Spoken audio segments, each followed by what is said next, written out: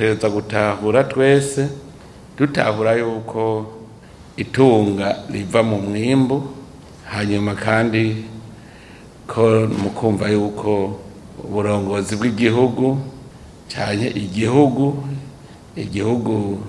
ntikirima nticimbura, igihugu kirorohereza abantu kugira ngo bagwize umwimbu, kikongera kandi kikaraba ko muri abo bantu atawucaho nyuraga no ku wundi, na cyane cyane ko nk'ibijyanye n'itunga nta n'umuntu n'umwe atikunda abashaka ko bijiwe. Mwebwe mugaca mumenya yuko icyo mujejwe kuraba ko abenegihugu bose bariko barondera iryo tunga barirondera baciye mu nzira yo, kandi iryo tunga rikanaboneka.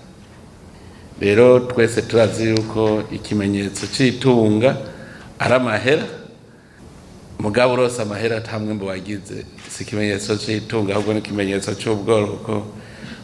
Musanze turakunda kwihenda ngo nkenya amahera, umuntu yironkeye ibyo afungura akaronka haba akambara, abana bakiga, naho uwo mwima ayo mahera nta kibazo gihari.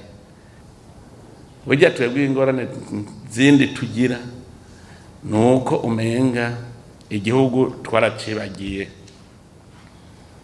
tucibagiye wumva itunga rikujamwo ntiwumvira ija mu gihugu, kandi ivyo nivyo. Burya nta ndongozi ya leta izoshobora guteza imbere igihugu itabanje gukunda igihugu imbere ya vyose.